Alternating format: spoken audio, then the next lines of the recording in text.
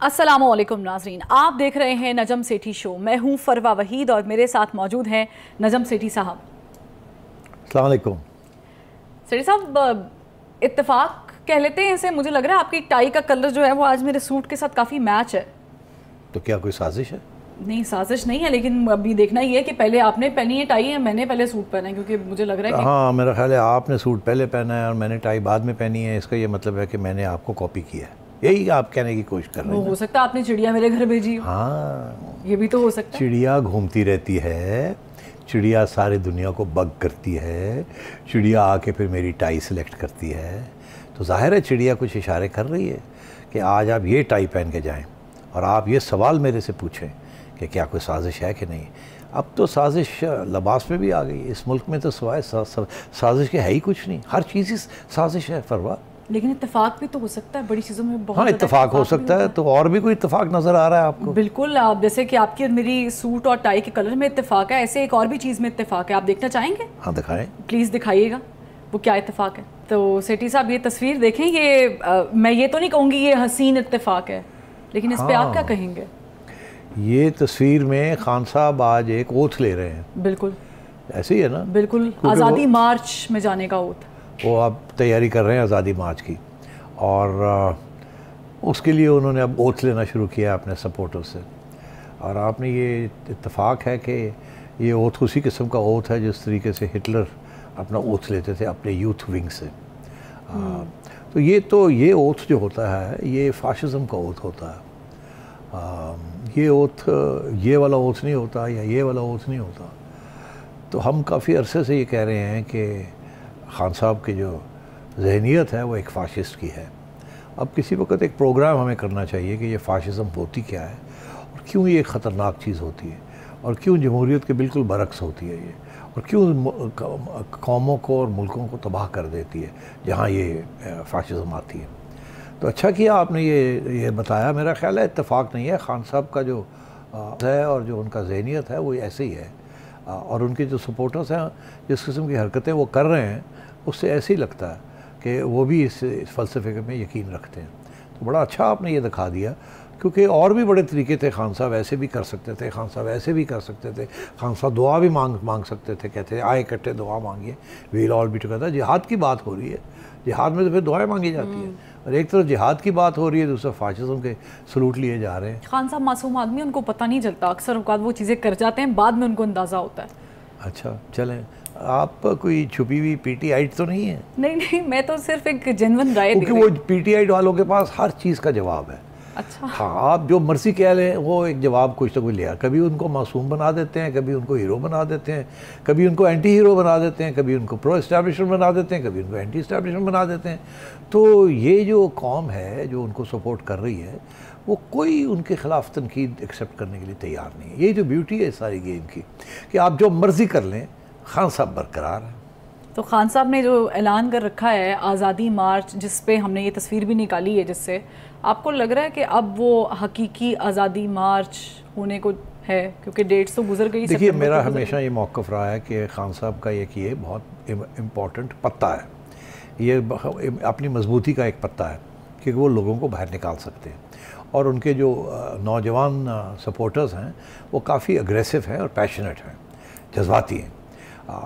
एक ज़माने में जुल्फ़िकार अली भुट्टो साहब के ऐसे सपोर्टर्स थे, आज उसके बाद किसी के ऐसे सपोर्टर्स नहीं आए जैसे अब इमरान खान साहब के आए। तो इसलिए खान साहब तैयारी तो कर रहे हैं। अगर वो ये कह दें कि मैंने लॉन्ग मार्च करना ही नहीं, तो उनकी फिर बात कौन सुनेगा? धमकी तो देनी होती है ना सियासत में। और क्योंकि ये पार्लियामेंट में नहीं है, वहाँ ये धमकी नहीं दे सकते कि हम छोड़ देंगे, वो तो छोड़ चुके हैं ऑलरेडी। और अब पिटिशनें भी कर रहे हैं कि जी हमने तो छोड़ दी है, क्यों चुन चुन के हमें निकाला जा रहा है वगैरह, वो भी डिस्कस कर लेते हैं। बिल्कुल। मगर खान साहब ने बिल्कुल, ये मैं आपसे कब से कह रहा हूँ कि टॉक टॉक फाइट फाइट। एक तरफ उन्होंने ये भी इशारा किया था कि मैं अगर इलेक्शन अगले मार्च से पहले हो जाते हैं तो आर्मी चीफ़ की एक्सटेंशन भी हो जाए, मुझे एतराज़ नहीं है। ठीक है। और मैं यहाँ तक कि फिर एक स्टेज पे उन्होंने ये भी कहा कि मैं पार्लियामेंट जाने के लिए तैयार हूँ वापस, अगर ये साइफर जो है इसके ऊपर एक कमीशन बना दी जाए। अभी हाल ही में उन्होंने बात करने के लिए तैयार है। उन्होंने कहा मैं पार्लियामेंट चला जाऊँगा और वहाँ जाके फिर अगली इलेक्शन की बातें वहाँ कर लेंगे। तो वो तो हर चीज़ करने के लिए तैयार है। तो ये टॉक फाइट है, कभी एक पत्ता फेंकते हैं, कभी दूसरा पत्ता फेंकते हैं। उनकी यही उम्मीद है कि कोई ना कोई पत्ता जो है वो ट्रंप काटेगा, पीडीएम को या इस्टेब्लिशमेंट को काटेगा। और बड़े पत्ते हैं उनके पास, कभी एक फेंकते हैं कभी दूसरा। तो ये लॉन्ग मार्च की अगर आज वो कुछ अरसे से कह रहे हैं कि मैं तारीख दूंगा, और फिर ये है कि उसकी तरफ inch by inch, centimetre bye centimetre बढ़ रहे हैं। अगर वो ना बढ़े तो फिर उनकी थ्रेट की कोई अहमियत नहीं रहती। तो थ्रेट को अलाइव रखने के लिए, ज़िंदा रखने के लिए उसकी तरफ बढ़ना पड़ता है। वो और बात है कि जब आप पूरे पहुंच जाएं उस जगह पे कि अब आपने अगले दिन कुछ करना है या नहीं करना, तो फिर आप उस वक्त यू टर्न ले सकते हैं। कोई ऐसे हालात की कोट करते हुए कि हालात तब्दील हो गए, ये हो गया, वो हो गया। तो मैं समझता हूँ अभी तो वो इसके ऊपर चलेंगे, इस थ्रेट के ऊपर, इसको छोड़ेंगे नहीं। और ये ऐन मुमकिन है कि आखिरी वक्त पे आके वो फिर अपनी को मौक़िफ़ को तब्दील करें। मगर इसकी तरफ वो बढ़ेंगे। अक्टूबर उनके लिए बहुत अहम मंथ है, जो मैंने पहले भी कहा था। तो इसलिए अगले हफ्ते अब आप देखिएगा खान साहब और कोई ड्रामा करेंगे, फिर कोई और ड्रामा करेंगे, फिर मतलब है कि कोई और डेट देंगे कि अब हम इकट्ठे हो रहे हैं, ये हो रहा है, वो हो रहा है। अभी इंतज़ार करें, मेरी फ़ाइनल कॉल आएगी, अभी ये प्रिलिमिनरी कॉल है, लेट्स ऑल गेट टुगेदर, इधर आप उधर आएँ, फिर इंतज़ार करें मेरी। तो ये सब कुछ चलेगा। किसी स्टेज पे भी आपको याद होगा कि जब लॉयर्स मूवमेंट चल रहा था 2007 में, तो उस वक्त भी लॉन्ग मार्च की बात चल रही थी। काफ़ी अरसे के बाद फिर लॉन्ग मार्च शुरू हुई, और जब शुरू हुई तो फिर रास्ते में रुक गई। याद है आपको? बिल्कुल। मेरा ख्याल है आधे रास्ते पे पहुंची और वहाँ रोक दी गई, और ख़ुद ही फैसला किया जी रुक जाते हैं। फिर कुछ पैगाम आने शुरू हो गए इस्लामाबाद से और GHQ से कि अब ज़रूरत नहीं है लॉन्ग मार्च की, आप इसको ख़त्म कर दें, ताकि कुछ ना कुछ प्रेसिडेंट जरदारी ने बात मान ली है, चीफ जस्टिस साहब की बहाली हो जाएगी, जजेस की एंड सो ऑन। तो लॉन्ग मार्च का ये ज़रूरी मतलब नहीं है कि अनाउंस कर दिया साहब ने बात मान ली करनी है। उस करने के बाद भी आप ट्राई कर सकते हैं, आधे रास्ते तक जा सकते हैं, 3/4 रास्ते तक जा सकते हैं, और आखिर में आप जा सकते हैं कि जनाब वो एक प्ले ग्राउंड है, वहाँ जाके आप इकट्ठे हो जाएँ, जो कि सुप्रीम कोर्ट ने आपको इजाज़त दी हुई है। इशू ये है कि लॉन्ग मार्च ने जाके डी चौक में हमला करना पार्लियामेंट के ऊपर या नहीं करना, और इसलिए वहाँ तक जाने की इजाज़त नहीं है। बाकी लॉन्ग मार्च करके उन्होंने जाना है प्ले ग्राउंड में, पार्क में, F9 में, F10 में, F11 में, तो उसके ऊपर कोई इशू नहीं है। और अगर किसी स्टेज पे उन्होंने जाके वहाँ बैठना भी है तो राना सोनावाला ने कहा हम आपको खाना भी देंगे। तो खान साहब ने एक दफ़ा 126 दिन बैठ के देख लिया ना कि वो फिर उसके बाद घर जाना पड़ा। तो ऐसी कोई बात नहीं है। लॉन्ग मार्च वो एक थ्रेट के तौर पर है, और वो थ्रेट उसी वक्त मटीरियलाइज़ करेगी जब कि तशद्दुद होगा। अगर तशद्दुद नहीं होगा तो कोई थ्रेट नहीं है। तशद्दुद होगा तो फिर उसके लिए अपने एक नई सूरत हाल बन जाती है। कुछ लोग मारे जाएंगे, फिर पुलिस, रेंजर्स, अवाम, फिर एक नया डायलैक्टिक शुरू हो जाएगा। और मैंने ये पहले भी कहा है कि फिर ऑल बेट्स आर ऑफ। फिर कौन हारेगा और कौन जीतेगा ये मैं उसके बारे में तबसरा नहीं करना चाहता। उस वक्त कुछ भी हो सकता है। लेकिन एक खान साहब के खिलाड़ी आज सुप्रीम कोर्ट गए हैं। फैसल वाउडा साहब का केस आपने ज़रा उसको स्टडी तो किया ही है, और फैसल वाउडा साहब इससे पहले इस्लामाबाद हाई कोर्ट भी गए थे, लेकिन इस्लामाबाद हाई कोर्ट ने जो इलेक्शन कमीशन का फ़ैसला था उसे बरकरार रखा था उनकी नाअहली से मुतल्लिक।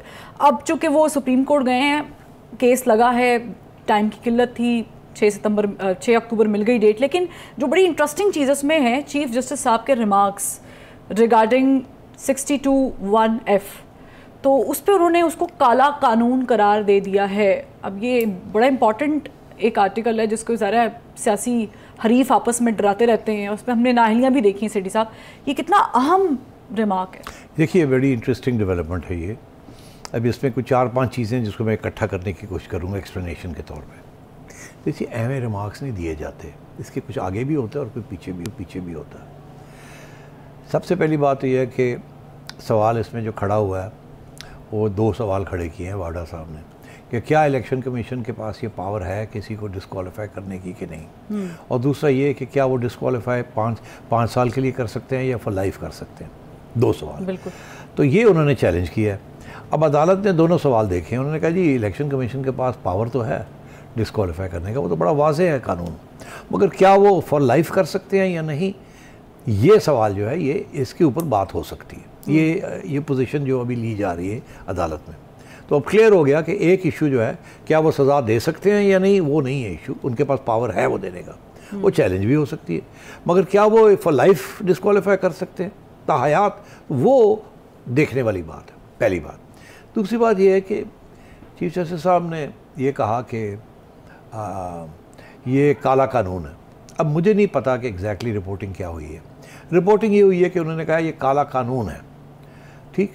अब मेरा ख्याल है कि शायद वो अगर तो या तो उन्होंने ये नहीं बात कही कि ये काला कानून, हाँ जी, या अगर उन्होंने ऐसी बात कही है तो उनका मतलब शायद कुछ और था।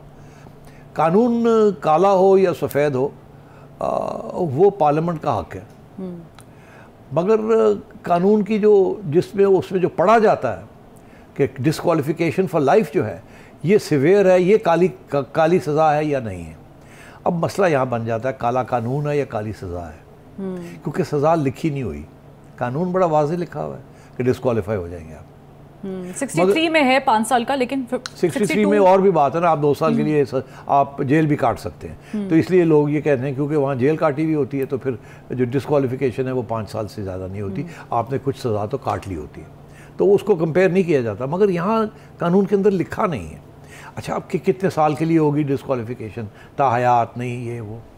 तो अब इसमें एक केस है सिर्फ, और वो भी नवाज शरीफ साहब वाला केस है जिसमें उन्हें एक इकामा के ऊपर डिस्क्वालीफाई भी कर दिया गया और ताहयात भी कर दिया गया। और दिलचस्प बात ये है कि यही कानून था, यही काला कानून या काली सज़ा थी जो कि एक 5 मेंबर सुप्रीम कोर्ट बेंच ने दी थी, और वो जो जजमेंट है उसके अंदर ना ये बात आई है काले कानून की, ना ये बात आई है काले सज़ा की, और सज़ा दे दी गई पूरी ताहयात। आज ये दिन आ गया है कि पार्लियामेंट के अंदर डिबेट चलने वाली है, या चल रही है या चलेगी, ये मैं कह रहा हूँ कि ये कानून ही काला कानून है, इसको ख़त्म किया जाए। अच्छा, और उधर से चीफ जस्टिस साहब कह रहे हैं कि या तो ये काला कानून है या ये सज़ा काली सज़ा है। तो इसका ये मतलब है कि कुछ होने वाला है और कुछ होने जा रहा है। तो हम देख रहे हैं पाकिस्तान तहरीक इंसाफ को पार्लियामेंट वापस जाते हुए। तो मुझे ऐसे लगता है कि ये कानून जो है ना 62(1)(f), या तो ये इसमें तब्दीली हो जाएगी पार्लियामेंट के ज़रिए, कहा जाएगा कि इसमें सज़ा भी 5 साल है, लिख दिया जाएगा, या कानून की छुट्टी करा दी जाएगी, सेनेट से ये शुरू होगा और पार्लियामेंट के अंदर आएगा। मगर क्योंकि ये कॉन्स्टिट्यूशन के अंदर लिखा है तो इसलिए ये कॉन्स्टिट्यूशनल अमेंडमेंट चाहिए होगी। इसमें कॉन्स्टिट्यूशनल अमेंडमेंट के लिए फिर आपको पीटीआई की भी ज़रूरत पड़ेगी। अब 2 सूरतें हैं, पीटीआई क्यों कॉन्स्टिट्यूशनल अमेंडमेंट करवाए? अगर तो इमरान खान सब डिस्क्वालीफाई हो जाते हैं फॉर लाइफ तो फिर तो पीटीआई का भी इंटरेस्ट होगा कि इसको ख़त्म किया जाए, और खान साहब के ऊपर इस वक्त केसेस भी चल रहे हैं, और फॉरेन फंडिंग आप पहले कह चुके हैं, और इलेक्शन कमीशन के अंदर भी हैं, ठीक है ना, तो अब फॉरेन फंडिंग भी है। तो अब 2 सूरतें हो सकती हैं, एक तो ये कि ये केस वो कह रहे हैं हम इसको सुनेंगे जल्दी जल्दी, या तो सुप्रीम कोर्ट ये फैसला करे कि हमसे पहले गलती हुई थी, जो कि बिल्कुल मुमकिन है, क्योंकि इंसाफ का तकाजा ये है कि अगर कोई गलती हो जाए, इंसान है आप, तो आपसे गलती हो जाए तो उसको ठीक कर लिया, इंसाफ को वापस बरकरार कर दें। या तो इसमें ये कहा जाएगा कि कानून जो है वो गलत है और कानून होना ही नहीं चाहिए, जो कि मैं समझता हूँ ये नहीं कहेंगे, मगर ये ज़रूर कह सकते हैं कि ये जो सज़ा है ये सज़ा बड़ी ड्रैकोनियन है, ये बड़ी नाजायज़ है, और इसको 5 साल की सज़ा ही सोचना चाहिए। मगर साथ साथ मैं समझता हूँ कि पार्लियामेंट को भी इशारा हो गया, आज ये रिमार्क जो सुप्रीम चीफ जस्टिस साहब ने किया है, ये पार्लियामेंट को इशारा हो गया है कि अगर हमारे पास कोई केस आता है या कोई कानून में आप तब्दीली लाते हैं जिसमें आप ये सज़ा जो है लाइफ टाइम की जो जिक्र नहीं हुआ, आप इस कानून में सज़ा भी लिख देते हैं और वो लाइफ टाइम ना हो, तो हमें कोई प्रॉब्लम नहीं होगा। हमारी तो व्यू ये है कि ऑलरेडी ये मुनासिब नहीं है, तो हमें भी मौका दिया जाए कि हमसे अगर ये गलती हुई है तो उसको ठीक कर लिया जाए। तो लुब्बे लवाब मैं ये कह रहा हूँ आपसे, जो मैं काफ़ी अरसे से कह रहा हूँ, जिसका आज हवाला मरियम नवाज शरीफ की तरफ से भी आया है अबाउट लेवल प्लेइंग फील्ड। बात यह है कि मरियम और नवाज शरीफ साहब के जो केसेस हैं उनमें कोई जान नहीं थी, वो ट्रम्प टप केसेस थे, इमरान खान ने नैब के ऊपर और अदालतों के ऊपर प्रेशर डाल के ये करवाए थे। अब ना इमरान खान है ना वो नैब है, और ये केसेस फारग होने जा रहे हैं।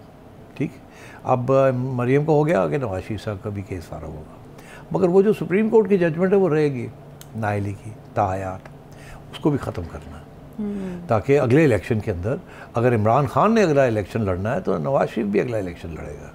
ऐसे नहीं हो सकता कि लेवल प्लेइंग फील्ड में कहा जाए कि लेवल प्लेइंग फील्ड है और एक तरफ खान साहब इलेक्शन लड़ रहे हैं और ये इतने केसेस के बावजूद और इतनी लाडलापन के ट्रीटमेंट के बावजूद, और उधर इमरान नवाज शरीफ साहब के ऊपर याद पेंडिंग रहेगा। ये नहीं हो सकता।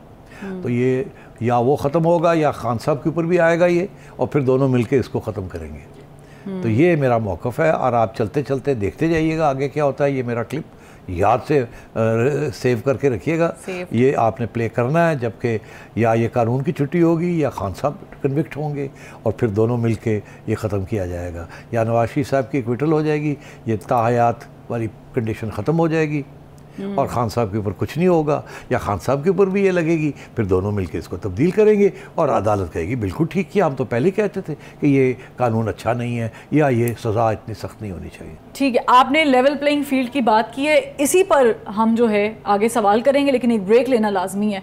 आप हमारे साथ रहिएगा।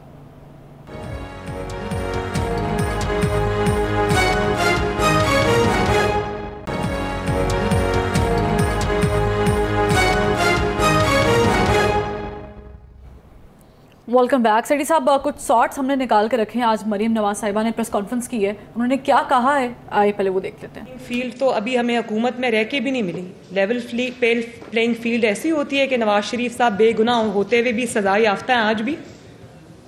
लेवल प्लेइंग फील्ड ये होती है कि एक शख्स जिसके जराइम से हाथ रंगे हुए हैं, जिसके खिलाफ नाकाबिले तर्दीद सबूत हैं, वो खुला फिर रहा है, ये लेवल प्लेइंग फील्ड होती है। लेवल प्लेइंग फील्ड देखें, आप ये नहीं कह सकते कि मिट्टी डालो जी आगे चलो, नहीं, जीरो पे आना पड़ेगा। पहले जीरो पे कैसे आते?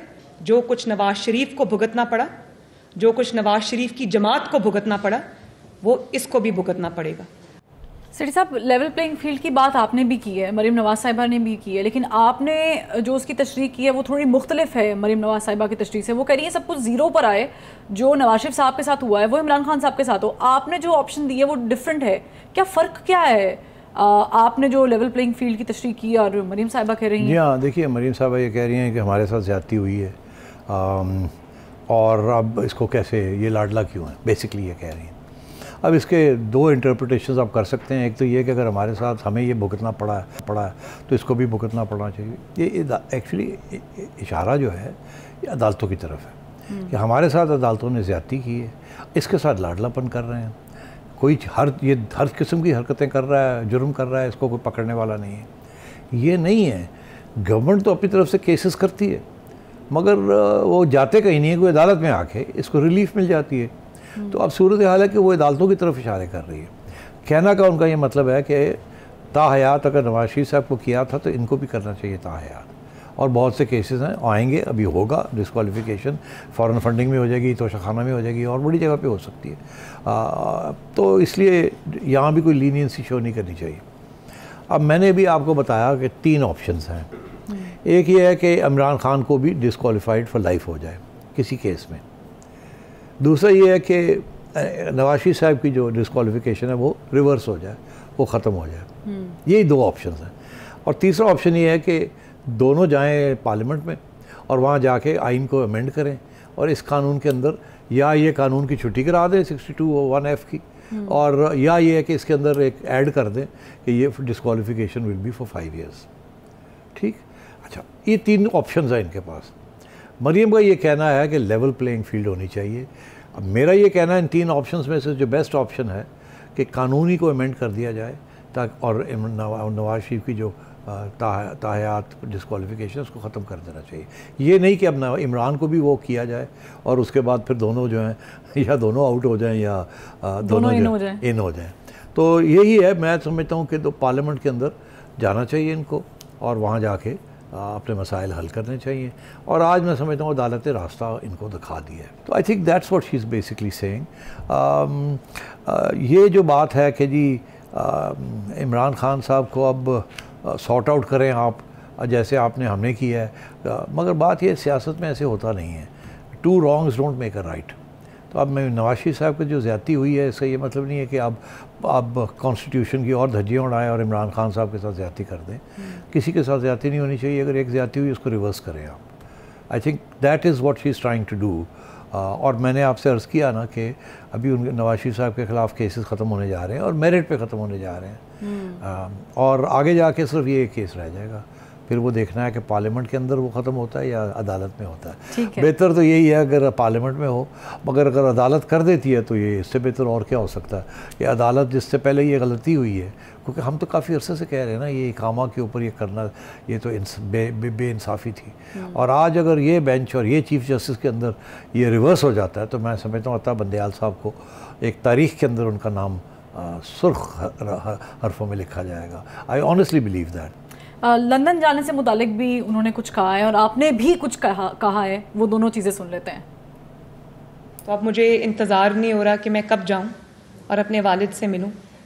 और मैंने पहले भी एक बात बताई थी कि मुझे कुछ अरसे से मेरी एक सर्जरी ड्यू है जो कि पाकिस्तान में नहीं होती क्योंकि वो बहुत रेयर डिजीज़ है।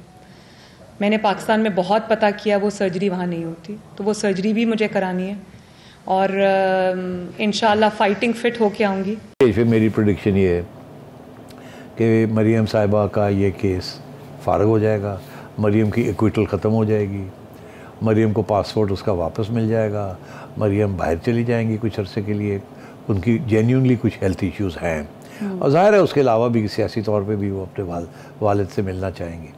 उसके बाद नवाज शरीफ साहब वापस आएंगे, जब वापस आएंगे तो उन्हें प्रोटेक्टिव बेल लेंगे, मरीम नवाज साहिबा साथ लेकर आएंगे। अभी तक तो बिल्कुल प्लान के मुताबिक चल रही हैं, बल्कि प्रेडिक्शन के मुताबिक चल रही हैं चीज़ें। जिस तरह आपने प्रेडिक्ट किया था वैसे वैसे ही हो रहा है। तो अब जो आपके प्रेडिक्शन का आखिरी मरहला था वो बड़ा करीब आ गया सेठी साहब, कोई आने वाला है। बड़ी इंटरेस्टिंग बात है, मैंने यहाँ कहा है कि आपने पूछा साथ लेके आएंगी, मैंने कहा बिल्कुल साथ लेके आएंगी।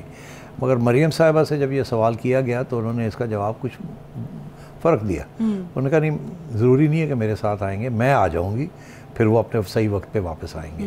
तो उन्होंने थोड़ा सा मैंने जो बात की उससे तब्दील हट के बात की है। तो मेरा ख्याल है कि उनकी बात में ज़्यादा वज़न है, बिकॉज ज़ाहिर है she would know much more than I would. मगर ये इसको रूल आउट नहीं करना चाहिए कि मियाँ साहब शायद यही सोचें कि अब जाना ही है तो चलो फिर इकट्ठी चलिए। सर साहब, एक और मसला है जिस पर पाकिस्तान तहरीक इंसाफ कोर्ट चली गई है, इमरान खान साहब कोर्ट चले गए, नैब ऑर्डिनेंस की मैं बात कर रही हूँ और सुप्रीम कोर्ट में वो भी अब रोज़ की बिना पे सुना जाएगा।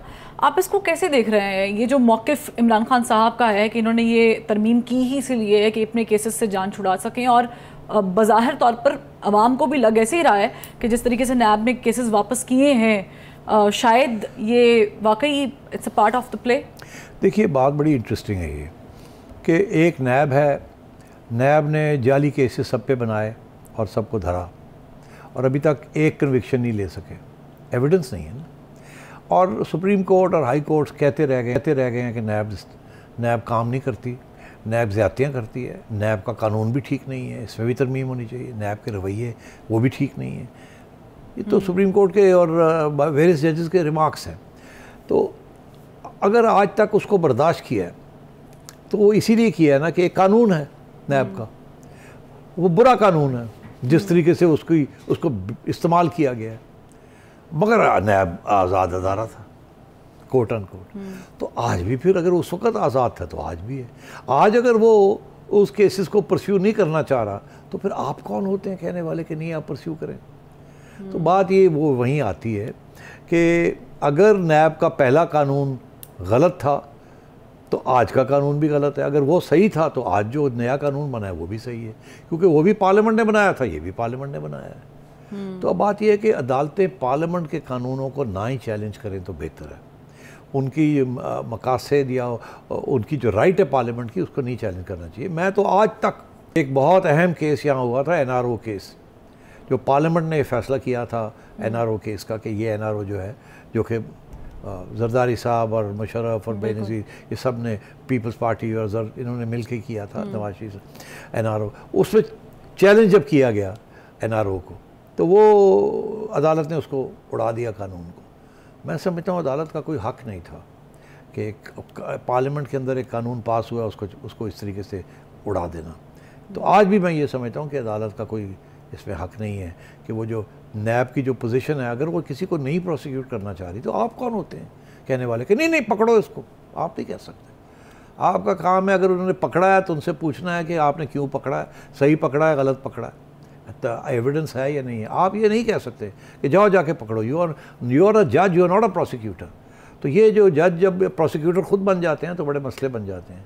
तो मैं ये समझता हूँ ये भी नाजायज़ किस्म की कार्रवाई है कि आज ये जो पिटिशन आई है कि जी नैब का कानून है, इन्होंने अपने लिए किया है। अब अपने लिए किया 100 दफ़ा करें। इमरान खान ने अपने लिए बहुत से कानून किए थे, PTI के लिए, अपने लिए, मीडिया के ख़िलाफ़, अपने मफाद में किए थे ना। तो क्या किसी अदालत ने उनको स्ट्राइक डाउन किया? नहीं किया, बिकॉज पार्लियामेंट ने किए थे। भावें एक वोट न करो या 10 वोट ना करो या अमेंड करो, that's the right of parliament. अदालतों को उधर नहीं जाना चाहिए। ठीक है सेठी साहब, और भी बहुत सारे आम सवालात हैं जिस पर तज्जिया हासिल करेंगे, लेकिन एक ब्रेक लाजमी, हमारे साथ रहिएगा।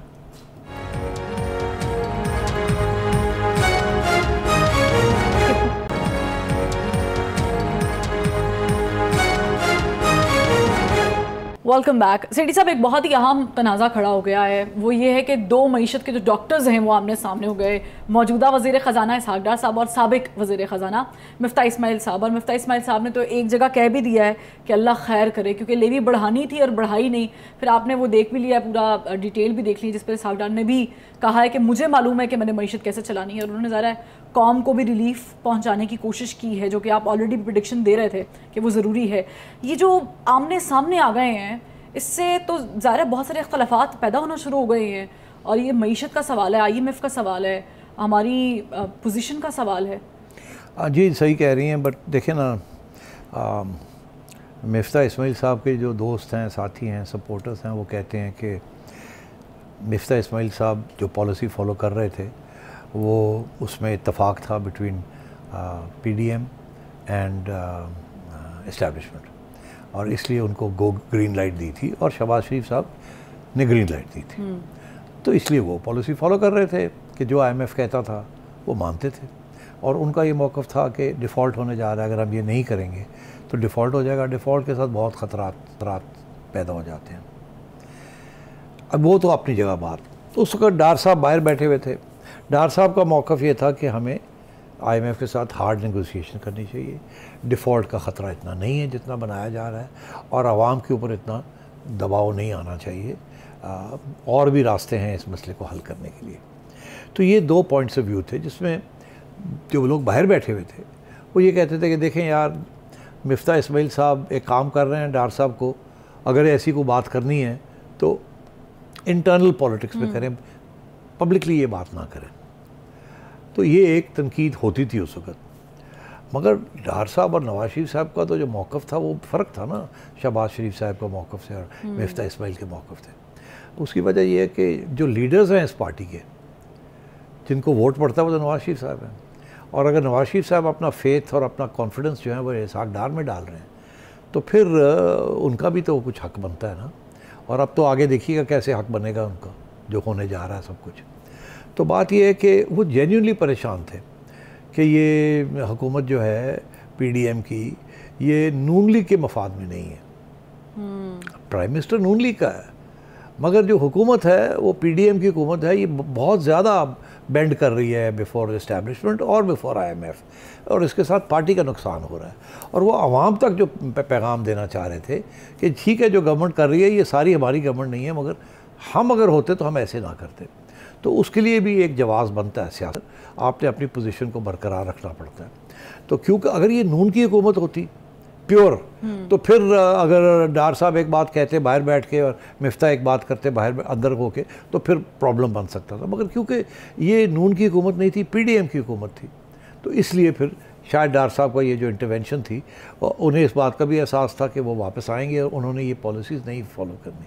तो पार्टी को बचाने के लिए वो एक और लाइन ले रहे थे। तो आई थिंक उससे कोई हर्ज नहीं था, कोई डैमेज नहीं हुआ। जो लोग कहते हैं लो जी मिफ्ता एक काम कर रहा था, ये दूसरा काम कर रहे थे, मगर मिफ्ता इस्माइल ने ज़रूर ये फील किया होगा कि देखें ये बाहर बैठ के मेरी पॉलिसीज़ को क्रिटिसाइज़ कर रहे हैं। ये ज़रूर फील किया होगा। ये इंसानियत, ये इंसान माइंड करता है ना जी, मेरी जिम्मेदारी लगाई है, मैं अनपॉपुलर फैसले कर रहा हूँ, आप जाके आप हमारी पार्टी के आप मुझे तनकीद कर रहे हैं और वो भी आवाम के अंदर मेरी तनकीद कर रहे हैं, तो माइंड तो किया होगा उन्होंने। मगर अच्छी बात ये थी कि शहबाज शरीफ साहब, ख्वाजा आसिफ साहब, शायद खाकान अब्बासी साहब, सब मिफ्ता के साथ खड़े थे कि नहीं ये ठीक कर रहा है जो कर रहा है। तो दोनों तरफ ये चीज़ चल रही थी। मैं नहीं समझता उनकी पार्टी को कोई डैमेज हुआ है। मैं समझता हूँ कि इनफैक्ट थोड़ा सा शायद फ़ायदा ही हो गया हो कि अवाम के दिलों में ये था कि नवाज़ शरीफ और इसहाक डार साहब अगर आ गए तो हमारे लिए बेहतरी करेंगे, और ये जो हुकूमत है ये कुछ कैदी है इस्टेब्लिशमेंट की और बाकी साथियों की, जो कि जिनको कोई फ़र्क नहीं पड़ता जिस किस्म के इकदाम ये कर रहे हैं, सब बोझ तो इनको उठाना पड़ रहा है। तो एक तरफ ये, अब जो सूरत हाल हुई है कि मिफ्ता इस्माइल साहब ने एक बयान दे दिया है जिसमें उन्होंने ये कहा कि ये एक्सेसिव किस्म की बात कर दी है। ये डार साहब को इशारा ये किया है कि शायद आसमान गिर जाए, ये उनको करना नहीं चाहिए था, वगैरह वगैरह इस किस्म की बात, जिससे अब फिर लोग शुरू हो गए हैं कि अब मिफ्ता बाहर बैठा हुआ है और वो तनकीद कर रहा है इसहाक डार साहब की। तो बात एक्चुअली हकीकत क्या है? हकीकत ये है कि मिफ्ता इस्माइल साहब ख़ुद कहते हैं कि वाशिंगटन में इस दफ़ा जब वो गए अमेरिका शहबाज शरीफ साहब के साथ, तो वहाँ IMF के साथ बात हुई। शहबाज शरीफ साहब ने मिफ्ता को कहा कि उनसे ये कहें IMF को कि हम ये हर महीने ये जो तेल है ना ये हम नहीं कर सकते, बहुत हालात ख़राब है, इलेक्शन किसी वक्त हो सकते हैं, हम मुड़ जाएंगे, हम नहीं कर सकते, हमने जितना करना था कर दिया, अब हमें थोड़ी रिलीफ चाहिए। और ऊपर से ये फ्लड शड आ गए हैं और भी दबाव हमने आवाम पे डाला, तो मुनासिब नहीं है, आप थोड़ा सा मेहरबानी करें और ये जो कंडीशन है इसको रिलैक्स करें। एक्चुअली ये मिफ्ता इस्माइल साहब ने रिक्वेस्ट की है IMF को वहाँ, मगर IMF ने जवाब नहीं दिया, हाँ हाँ करते हैं, ना हाँ की ना की। अब मिफ्ता इस्माइल साहब जो है परेशान हैं कि ये ना हो कि अब डार साहब उसी बात को आगे बढ़ा रहे हैं और IMF अगर ने ना कर दिया तो फिर क्या होगा, फिर मसला बन जाएगा। डार साहब का ये कहना है यार तू फिक्र ना करना, मैं संभाल लाँगा, ठीक, और मेरा यकीन है कि डार साहब संभाल लेंगे। मैं समझता हूँ कि ख़दशा, खौफ, फ़िक्र करना मुनासिब है मिफ्ता इस्माइल साहब का। मगर पब्लिक में ये कहना बात, अगर डार साहब ने जो बात कही थी वो सही थी तो इसमें क्या हर्ज है। मगर डार साहब तकड़े आदमी हैं, उन्होंने जो इक़दाम किए हैं ऑलरेडी आप देखिए कितना फ़र्क पड़ गया है। स्टॉक मार्केट बढ़ गई है, एकदम कॉन्फिडेंस आ गया है, डॉलर का रेट जो है वो गिरना शुरू हो गया है, और बिज़नेस कम्युनिटी जो है उसमें बहुत कॉन्फिडेंस आ गया कि डार साहब कंट्रोल कर लेंगे। तो मैं ये समझता हूँ कि दिस इज़ गुड, एंड ये छोटी छोटी डिसएग्रीमेंट्स जो हैं दे आर नॉट इम्पॉर्टेंट। मगर मेरी एडवाइस एक होगी ज़रूर मिफ्ता इस्माइल साहब को कि he is a very fine man, he is a very decent man. उन्हें झूठ बोलना आता ही नहीं है, वो दिल की बात करते हैं और है वो प्रोफेशनल, तो दिल जो होता है वो माइंड के साथ सिंक में होता है। मगर सियासत में कभी कभी सोच के बात करनी चाहिए। सियासत में लोग माइंड कर जाते हैं चीज़ें बहुत सी, और कभी कभी उसका नुकसान भी हो जाता है। मेरा ख़्याल है कि मिफ्ता इस्माइल साहब ने पहले ये अनाउंस कर दिया था कि मैं अब इस डिस्पेंसेशन के अंदर कोई और ओहदा नहीं एक्सेप्ट करूँगा। मुझे बड़ा अफसोस हुआ है ये सुन के, क्योंकि बहुत काबिल इंसान है, और अगर प्राइम मिनिस्टर साहब उनको कोई और ज़िम्मेदारी देते हैं तो उन्हें बिल्कुल बेशक लेनी चाहिए और ख़िदमत करनी चाहिए। ये बड़े मुश्किल हालात हैं, जैसे उन्होंने उस वक़्त मुश्किल फ़ैसले किए थे, अगर उनको अभी कोई ओहदा दिया जाता है जिसके अंदर मुश्किल फ़ैसले करने हैं तो उनको लेना चाहिए। ये बाहर बैठने के साथ ना मुल्क के ना पार्टी के मफाद होते हैं। या सियासत छोड़ दें, अगर सियासत में रहना है तो फिर फ़ैसला करें उन्होंने PTI ज्वाइन करनी है या नून लीग में रहना है, और अगर नून लीग में रहना है जो मेरा ख्याल है उनको रहना चाहिए क्योंकि उनकी हमदर्दियाँ नून लीग के साथ हैं, तो फिर उनको ये मौक़िफ़ नहीं इख्तियार करना चाहिए कि अब मैं कोई ओहदा नहीं लूँगा। उन्हें लेना चाहिए, उनकी सख्त ज़रूरत है, he is a very valuable asset to this country. और अगर कुछ मिसअंडरस्टैंडिंग्स हुई हैं तो वो उनकी तरफ से नहीं हुई, वो शहबाज शरीफ साहब को खड़ा होकर उनको डिफेंड करना चाहिए और उनकी सर्विसेज को इस्तेमाल करना चाहिए। ठीक है, और आवाम का सोचना चाहिए, और आवाम का सोचने के लिए आपको पार्लियामेंट भी जाना पड़ेगा। तो बहुत सारे लोगों के लिए सेठी साहब ने बहुत सारे इशारे आज छोड़ दिए हैं। फरवा वहीद को नज़म सिटी शो से इजाज़त दीजिए, फीडबैक लाजमी दीजिएगा। अल्लाह हाफ़िज़।